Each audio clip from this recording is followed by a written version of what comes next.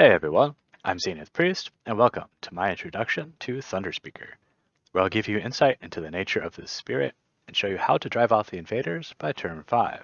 Thunderspeaker is a moderate complexity spirit with good offense and control, and the playstyle explicitly ties this spirit to the Dahan. As we will see, Thunderspeaker will direct the Dahan into different lands, move its presence with them, and even lead them into battle. Being an ally of the Dahan, Thunderspeaker has the option to move its presence whenever the Dahan move. It is also sworn to victory, and any Dahan that are destroyed during a ravage also destroys Thunderspeaker's nearby presence. The growth options provide some interesting choices. Reclaiming also grants us 2 new powers. That can be a lot to consider, but with the strategy I'm presenting here, we will only reclaim once, getting 2 minor powers, so let's just stick with that for now. The middle option lets us remove 2 presence from our tracks, but only into lands with Dahan. Early game, this will let us expand our reach to gain access to more of the island, though with a solo game you may feel a bit crowded mid to late game, even as you're growing in strength. The last option limits the range for placing a single presence, but makes up for it with a burst of energy. The energy track is not great for raw energy, and having elements in between increases makes passive gains difficult. The lower track will have us playing 2 or 3 cards through most of the game, granting a reclaim option just past the midway point. Thunderspeaker has 2 innate powers. Gather the Warriors can gather and push Dahan and is really the core of this spirit's capacity. Use it often to position the Dahan where they will benefit the most from your other powers, or to protect them if necessary. Other spirits may also benefit from you being able to position Dahan so easily, so keep an eye out for that. Lead the Furious Assault puts the Dahan on the offensive, taking out towns and even cities later on. Early game, destroying a single town will be sufficient, so don't try to concentrate the Dahan too much, or you may find yourself out of position to help in other areas of the island. For our unique powers, Words of Warning provides 3 defense in a land with Dahan, and also allows those Dahan to deal damage simultaneously with invaders. While that can allow you to take out more invaders if they've become well established, use this option with care, since being sworn to victory means destroying some presence in the exchange. The defense itself is pretty solid, and enough to ensure a couple Dahan can wipe out a newly established land. Sudden Ambush is a bit expensive, but it's usually worth it for stopping a build. You'll probably find better options once you reclaim, though with ally spirits that move explorers around, or later in the game when invaders start to come back around, you may have an opportunity to see a bit more direct value out of this power. Voice of Thunder provides an excellent means for positioning Dahan, or causes fear if the Dahan are already where you want them. In conjunction with Gather the Warriors, you can effectively reposition Dahan up to 3 lands away. But more often, you'll use both powers on separate groups, setting up multiple options across the island. Lastly, Manifestation of Power and Glory combines the strength of your presence with the might of the Dahan into a decisive blow. Like Lead the Furious Assault, more pieces means more damage output. Unlike Lead the Furious Assault, you will be able to do more damage while committing fewer pieces. Note that while it's fairly easy to move our presence with a Dahan to create sacred sites, none of our powers actually requires one. Instead, most of them require the Dahan in some fashion. With this strategy, Thunderspeaker has a few opening options, all of them requiring 2 card plays. Words of Warning will obviously wait for turn 2, leaving us 3 cards to consider. Of these, the least useful is Sudden Ambush plus Manifestation of Power and Glory, primarily because we lose access to our second innate power for the entirety of our first hand, but also because of that high energy cost. Of the other 2 options, it will depend on whether the initial explorer is into a land with a building or not. If not, lead with Sudden Ambush and Voice of Thunder to take out one of the explorers and stage the Dahan for next turn. Otherwise, open with Voice of Thunder and Manifestation of Power and Glory. This should allow you to take out everything where the city is, at the small cost of having limited Dahan movement to prepare for next turn. And with that, let's get started on a demo game.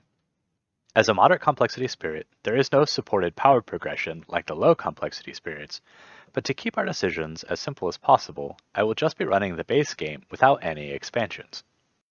As I run you through the game, Assume that it's always better to follow Tahan movements with your presence. I'll explain why not should a counterexample arise. Alright, let's begin. Turn 1. The invaders have explored into the mountains. Phase 1 of our plan is to isolate the upper island within a couple turns. As stated earlier, this strategy needs 2 cards to function, so we'll begin by using the last growth option to gain enough energy, and placing the presence in land 2. This gives us the range to sudden ambush the coastal mountain. We'll also play Voice of Thunder as a follow-up to get Dahan where they're needed, or for the fear if they're already in place. This allows the one mountain to build before the invaders explore further into the wetlands. On the slow phase, we reposition the sand Dahan into the middle wetlands and push the one in the coastal mountain up to clear the higher one on the counterattack. Turn 2. With the Dahan in place, we need to assault the jungle town to be able to isolate the island as planned. This means we'll have to leave the coastal wetlands alone, allowing them to blight next turn. In exchange, we cut off access to half the island. To do this, let's grab the middle growth option to gain more passive energy. The extra air will also help gather the warriors. The first one will go with the mountain Dahan in case the jungle is explored. The second one can go in the lower jungle to facilitate the next phase of our strategy. We play our hand and proceed to the fast phase and give words of warning to the mountain Dahan to clear that land. They build in both of the wetlands, and then proceed to explore into the jungles. If we hadn't placed a second presence in the mountains, we could still make it work, but it's more efficient this way to gather those warriors directly into the higher jungle, destroying the invaders there with manifestation of power and glory. Lead the furious assault in the upper wetlands, destroying the town there. This won't always be possible, but when you can, it frees up a card slot instead of having to use words of warning next turn. Turn 3. With no cards in hand, we reclaim, grabbing 2 minor powers. In general, we want to add extra weight to powers with our elements, particularly air and animals, but we can also examine powers that are relevant to our current situation.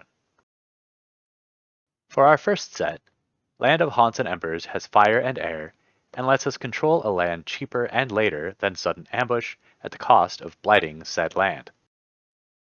Dark Entangled Woods provides fear and defense in a jungle or mountain.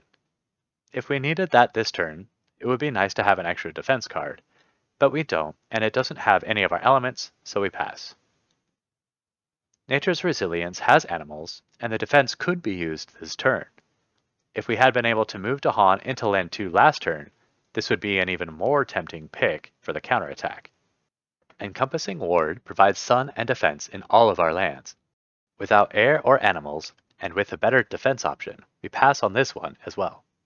While it wouldn't be wrong to grab Nature's Resilience, I'd rather the air that Land of Haunts and Embers grants, and a second option to stop an incoming build. For the next set, Devouring Ants gives us sun and animals, dealing damage and destroying a Dahan if we're not careful. Bonus damage if we target a jungle or sand. Rouse the Trees and Stones grants fire and destroys a building while pushing an explorer from a non-blighted land. This could clear our lower jungle, so worth considering. Song of Sanctity provides a sun, targets a mountain or jungle, and either pushes all explorers or removes a blight. Cast Down into Slumber has air and provides adequate defense in a sands or jungle. I feel like any of these are okay, but Devouring Ants gives us 2 of our elements, coincidentally the 2 we didn't pick up from our first power, so I'm taking that one. For our card plays, I'd like to start destroying the buildings in the coastal wetlands. Since we don't need to defend, it may be a good opportunity to play Manifestation of Power and Glory. That will use all of our energy, which leaves us with Voices of Thunder to push her to Han and lead the Furious Assault in the jungle town that builds. With no fast powers, we reveal our Fear card. Tall Tales of Savagery removes an explorer in one of our lands. If we were closer to Terror level 2, then picking our jungle would be the better option because we could win in the slow phase. but we'd rather it build for the extra fear, so we remove the middle explorer. During the ravage, the coastal wetland blights, and then the jungle builds before another round of explorers invade the coasts. Not the luckiest place for us, and it does change our plan slightly. Instead of just destroying the town in our jungle, we'll use our manifestation to clear it, and push those Dahan into the wetland, destroying a town there with Lead the Furious Assault. Turn 4. With limited energy and our Dahan slightly out of position, let's consolidate to prepare for the city's ravaging. With the elements on our powers, it would be nice to play 3 cards to be able to lead the Furious Assault, but either growth option will leave us just shy. So let's take the middle option again, pulling from the bottom to open up 3 plays next turn and placing them in our wetlands. Our plays will be Land of Haunts and Embers to keep the mountain from building, and because it's probably better to use Sudden Ambush next turn, and we don't need Words of Warning, let's use Devouring Ants, with a good chance we get to use it without killing a Dahan. After blighting the mountain, we reveal another fear card. Avoid the Dahan means no extra invaders in the wetlands. The invaders have nothing to ravage, so they build in the wetlands before exploring for the last time into the jungles. In the slow phase, our devouring ants will devour the new arrivals, and then we gather the warriors into the mountain, pushing one of them into the wetlands.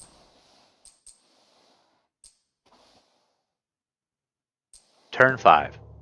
With Words of Warning granting simultaneous attacks, we could just play that and achieve victory, but there is a way to protect the Dahan and the land. Either growth option is fine, but we only need a single presence to reclaim a card, so let's pick the last option. If the game were to go longer, this places us in a position where we could stretch into a major power during the reclaim. We only need a Sun to lead the Furious Assault, and Voice of Thunder is the cheapest, ending the game with the same powers we used at the start. Sudden Ambush takes out the Explorers, leading the Furious Assault destroys the town, and Words of Warning allows the Dahan to take down the city. Some final thoughts on Thunderspeaker. Strategize, but don't overthink it. The tactics involved around staging the Dahan can get intense, but even having a vague plan to group somewhere relevant with powers to back it up will be a good place to start. Groups of 2 Dahan tend to do the most work, coming together to take out more established invaders before dispersing into smaller groups once more. When you reclaim to gain powers, there's a lot to consider. Let your energy guide you, but don't be afraid to trade that first power for a major. That last growth option's burst of energy could be enough.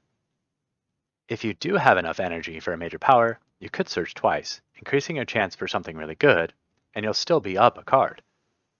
There's too much nuance here, both short-term and long-term, to go into every possibility. Consider, experiment, find what you're comfortable with. While it's generally best to move presence with the Dahan, there are a couple exceptions. If you need to use Words of Warning for that simultaneous counterattack, push the Dahan outside of your range if you can. There are other cases, and as you get more familiar with the Dahan and how Thunderspeaker can direct them most efficiently, you'll be able to spot these niche cases more directly. Alright everyone, that's all I've got this time. Hope you gained some insight, and good luck in your next games.